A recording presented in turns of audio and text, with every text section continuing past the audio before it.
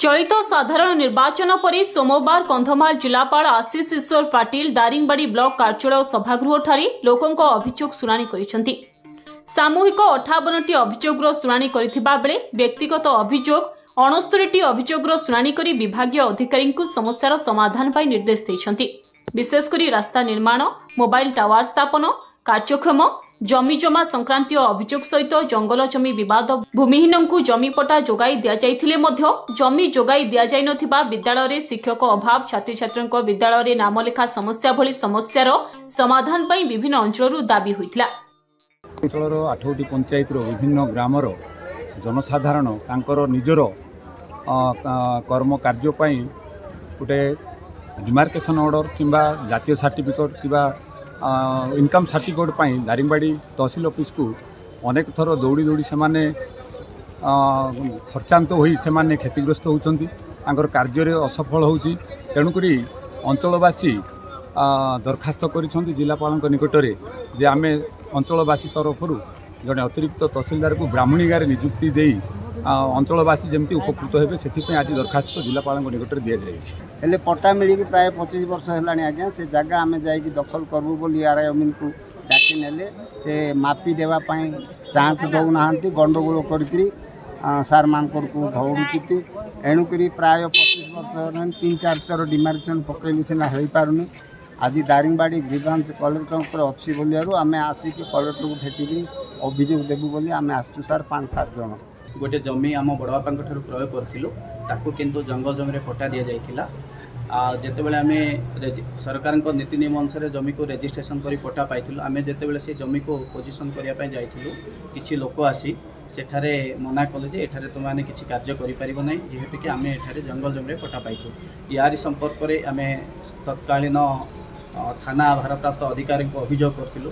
तांकर निर्देश अनुसार से तहसीलदार को चिट्ठी कले एवं तहसीलदार नोटिस अनुसार डिमार्केशन पाई उभय पक्षों को नोटिस दिगला। उभय पक्ष आईआईसी दारिंगबाड़ी एवं आरआई सिमनबाड़ी उभय पक्षों को उपस्थिति रे डिमार्केशन करागला। डिमार्केशन पर आरआई रिपोर्ट देले जे उक्त जमी रे जंगल जमी रे पट्टा दिया जाइछि एवं यहाँ पर तहसीलदार कोर्ट रे राय देले जे एही जंगल जमी पट्टा को कैंसल करिवार बा जहाँ भी किछि करिवार अधिकार आम पाखरे नाही। तेणु आपण उच्च पदस्थ अधिकारी को पाखकु जांतु। सेपरी ब्राह्मणीका थाना अंचल 8टी पंचायत रहिथिबा बेले दीर्घ वर्ष होला सेठारे अतिरिक्त तहसीलदार नियुक्ति पाई दाबी होई आसुथिबा बेले प्रशासन अवहेला करा जाउथिबा अभियोग होइछि। तेणु समस्यार समाधान पाई अंचलवासी पुणी निज दाबी संपर्क रे जिलापाल को अभियोग करिसेंति।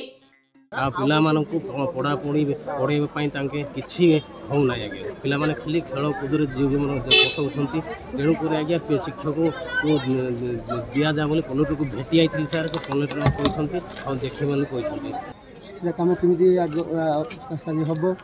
कि आम से 7टा वार्ड अच्छी आम 7टा वार्ड 2टा पंचायत कुटुगुड़ ब्लॉक भी अच्छी से लोक बहुत जावासवा कर रास्ता जापारूना आम डिलीवरी हेल्ले कि रोगी जरणार हेल्ले आ लोक मानक नेबा को सुविधा होती आम्बुलांस आसी पारना ए खाद्य होती रास्ता अच्छी बहुत कष्ट जावासवा करने लोक मैंने हैरान होती कम कले आम एरिया लोक आम पंचायत लोक उपकृत हे। आज जो ग्रीभेन्स गोटे हूँ यहाँ आमर अंचलवासी आसिक उपकृत होती। आमर अभियोग यह था दीर्घ वर्ष है आम अंतरंग बोली गोटे क्लब अच्छे जोटा कि प्रत्येक ग्रामांचल यूथ को लेकिन आम या करूँ क्लब करूँ। दारिंगबाड़ी ब्लॉक रे पाखापाखि 350 रु ऊर्ध्व अंतरंग क्लब अच्छी आम आमर जेहेतु वर्षा दिन में आम मीटिंग पत्र करने असुविधा असुविधार सम्मुखीन हो। तेणु प्रशासन को ग्रीभेन्स कलेक्टर को आम देचु जदि कुछ जमी जदि आमको सरकारी जमी जदि आमको दि जाए ताहले आम कम्युनिटी हॉल गोटे करके आम उपकृत हबु आ अंचलवासी बा यंग मास जिते अच्छु आम सब आगू बढ़े। बर्तमान पंचायत रे बीएसएनएल टावर 4G आम नेटवर्क पाई दे आस्थिलु सेटा जोगाई देले समस्त उपकृत होता। नदी जाइकी मु जाउची एते वर्षा छड़ी रे आ मुझे खसी की पड़ुची आ मु मते नदी मंदी नहीं जीवो सेंतिका जगह रे मु अछि मते ब्रिज गुटे दरकार आज्ञा ब्रिज गुटे दरकार तब बेसी 90-80 घर बेसी 200 घर अछंती ब्रिज हेले 200 घर फायदा न पाए। हां से नदी देकी समस्त जास करचंती आ नदी देकी समस्त काठ पानी जाउचंती मोर घर नदी देकी आगो को अछि मते निश्चिंत से मते से ब्रिज गुटे मते दरकार। दारिंगबाड़ी अरुण साहू रिपोर्ट धरित्री लाइव।